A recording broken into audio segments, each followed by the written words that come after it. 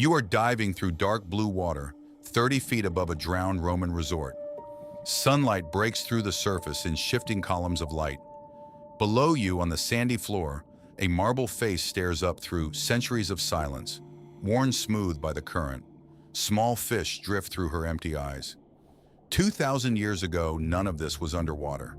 This was the most dangerous address in the entire Roman world. Not because of war, because of what happened here after dark. Emperors traded their sanity for pleasure on this shore.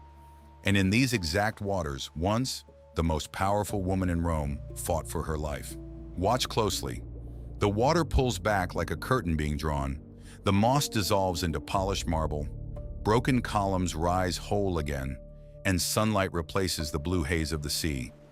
This is Baiae on the Bay of Naples, at the height of its power, 700 years before any of it sank beneath the waves. For 3 centuries, this narrow strip of coastline was where Rome's ruling class came to escape their own laws. Senators built villas here, cut straight into the volcanic rock. Emperors built palaces beside them, and almost everyone who ever mattered in Rome eventually came to this shore, for reasons they rarely admitted out loud in daylight to anyone else. You wake for the first time in the final decades of the Roman Republic, nearly 100 years before an emperor is even born. You are a household slave in a villa built into these hills. Tonight, the master is expecting important guests from Rome, and the entire house has been preparing since before dawn. You move through a torchlit atrium, carrying warm water for the guests to wash their hands and feet, the traditional welcome in any respectable Roman household. The air smells of salt, crushed rose petals, and roasting fish. Through a wide archway, you can see the villa's owner, a senator with close ties to men like Cicero and Caesar, though tonight he is careful not to say either name too loudly near the wrong ears.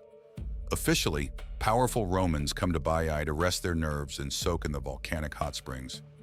Every slave in this house, and honestly every senator in Rome, quietly understands the real reason. Baiae already has a reputation, and not a flattering one. Respectable Roman mothers warn their sons before they visit. Within a century, a philosopher named Seneca will write to a friend and tell him bluntly to leave Baiae as fast as possible, calling it a harbor of vice that no virtuous man should linger near. He isn't wrong. Along this coast, married senators keep second households. Fortunes are won and lost in a single dice game, and business that would be illegal, or at least deeply embarrassing, back in the forum happens here constantly, protected by distance and by the simple fact that nobody in Rome ever asks too many questions about what happens at the beach. Later, on the garden terrace, you refill silver cups for 2 men speaking in low voices, careful to keep your own eyes down. One promises his support in the coming elections. The other offers a command in the provinces in return, the kind of posting that can make a man wealthy for the rest of his life. You understand more of this conversation than a household slave is technically supposed to. If either of them ever suspected that, you would not see morning. For one terrible moment, the senator's eyes flick toward you. You freeze, cup still in hand, staring at nothing in particular the way you have trained yourself to do. He studies your face for a long second. Then he decides you are exactly what you appear to be, invisible furniture, and turns back to his companion. Your heart does not slow down for a long time afterward. This is the actual skill of surviving in a house like this one. Not obedience, invisibility. Baiae has always worn 2 faces. One is warm springs, wine, and pleasure by the water. The other is quiet, dangerous business conducted just out of earshot of anyone who matters. If hidden histories like this one pull you in the way, they pull in historians. Hit like and subscribe now, while the torches in this villa are still burning. You never learn exactly what was agreed that night. Household slaves rarely do. But weeks later, back in Rome, new political alliances appear almost exactly as promised, and you recognize certain smiles at certain dinners long before anyone else in the city seems to notice them. In Baiae, you have learned the marble hides far more than it ever shows. The Republic falls, nearly a century passes, villas change hands from senators to emperors, and the same bay that once hosted quiet political deals over wine becomes the stage for something far more personal and far more deadly. It is March, in the year 59 AD. The emperor is Nero, and the woman he wants dead more than anyone else alive is his own mother, Agrippina. Agrippina poisoned her way to power for her son. She married her own uncle, the Emperor Claudius, and convinced him to name Nero his heir instead of his own natural-born son. When Claudius eventually became inconvenient, ancient historians say he died from a plate of poisoned mushrooms at dinner, though the exact details are debated even today. Whatever really happened at that table, Nero owes his mother the entire throne of Rome, and by the year 59, that debt has become something he can no longer live with. This is not his first attempt on her life. He has already tried poison 3 separate times. Agrippina, expecting exactly that, has spent years quietly building up immunity to the most common toxins available in Rome. He tried rigging a collapsing ceiling above her bed in her own house. Somehow, at the last possible moment, she switched rooms. Killing an emperor's own mother, it turns out, is a surprisingly difficult problem to solve quietly, and Nero is running out of patient, deniable options.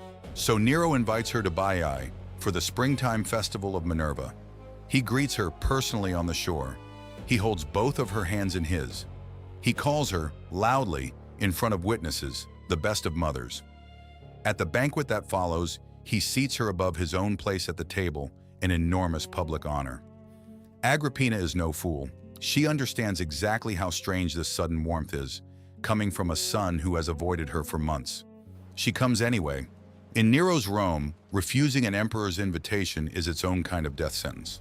After the banquet, Nero offers a parting gift. Her own boat, he explains with concern, has been damaged and is unsafe for the crossing home.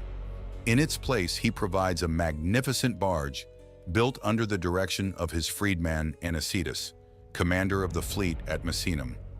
What Agrippina cannot see from where she stands admiring it is what has been hidden inside the canopy above her couch. The wood there has been secretly loaded with heavy lead, engineered to give way the moment the ship reaches open water. Agrippina boards with 2 of her attendants. The night is unusually calm. Wine is poured. Stars are visible across the entire bay, undimmed by clouds. Somewhere ahead, in the dark water, the trap built specifically for her is waiting. Without warning, the lead-weighted canopy crashes downward. It kills the attendant standing closest to her, instantly.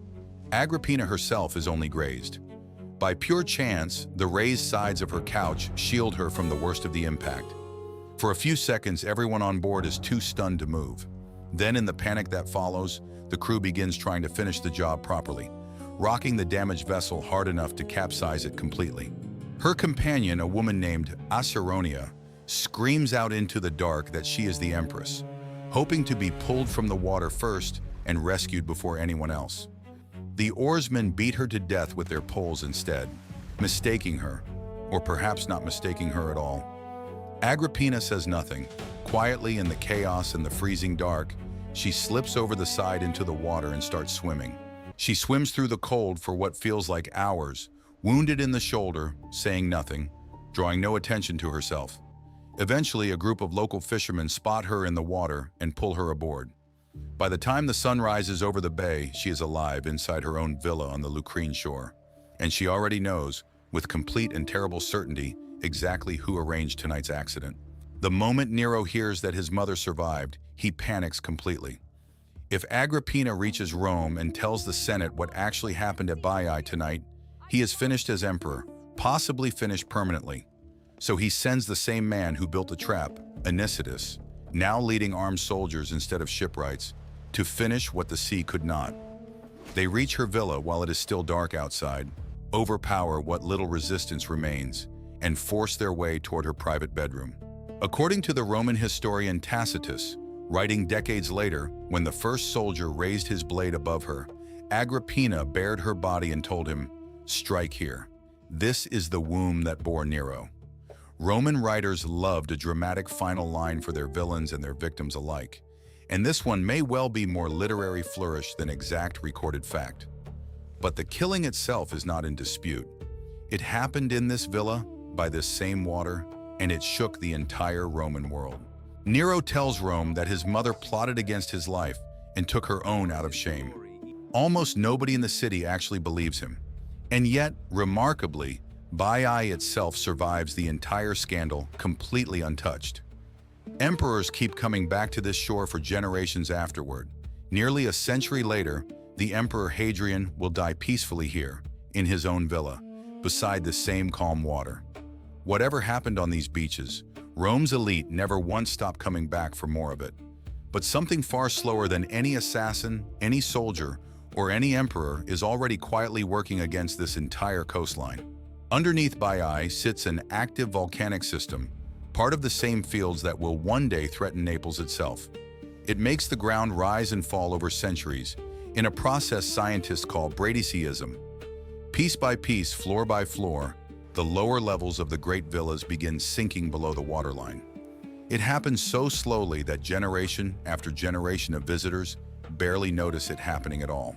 By the 8th century, malaria has spread through the marshes nearby.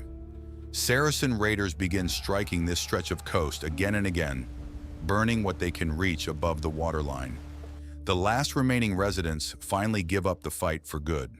They pack whatever they can carry and move inland towards safer, higher ground, leaving the slowly sinking villas entirely to the sea.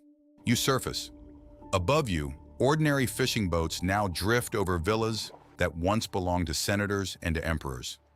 Down there in the dark, powerful men once struck secret deals over cups of wine.